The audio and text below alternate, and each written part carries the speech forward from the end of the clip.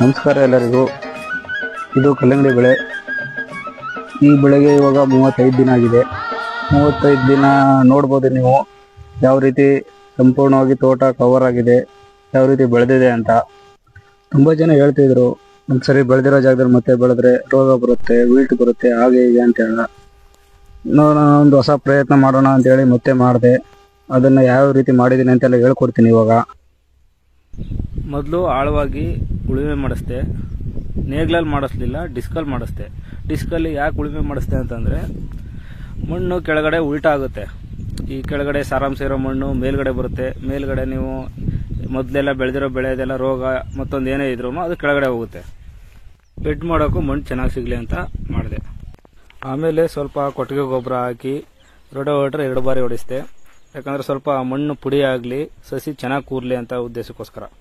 ಮತ್ತು ಬೆಡ್ನ 1.5 ಅಡಿ ಹೈಟ್ ಮಾಡಿಸಿದ್ದೀನಿ. ಮತ್ತು ಬೆಡ್ ಮೇಲ್ಗಡೆ 2 DAP, 2 ಬೇವಿನ ಹಿಂಡಿ ಜೊತೆಗೆ ಎರೆಹುಳು ಗೊಬ್ಬರ ಹಾಕಿ ಮಲ್ಚಿಂಗ್ ಸೀಟ್ ಇಳಿಸಿದ್ದೀನಿ. ಈ ಮಲ್ಚಿಂಗ್ ಸೀಟಲ್ಲಿ 2 ರೀತಿ ಮಲ್ಚಿಂಗ್ ಸೀಟ್ ಇದೆ.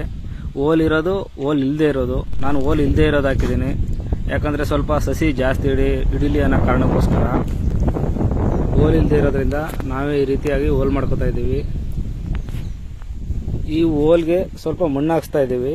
ಯಾಕಂದರೆ ಮಣ್ಣಿಗೂ ಪೇಪರ್ಗೂ ಮಧ್ಯೆ ಗ್ಯಾಪ್ ಇರ್ತದಲ್ಲ, ಆ ಗ್ಯಾಪ್ಗೋಸ್ಕರ ಸ್ವಲ್ಪ ಮಣ್ಣು ಹಾಕಿಸಿ ಮುಚ್ತಾ ಇದ್ದೀವಿ ಪೇಪರ್ ಲೆವೆಲ್ಗೆ.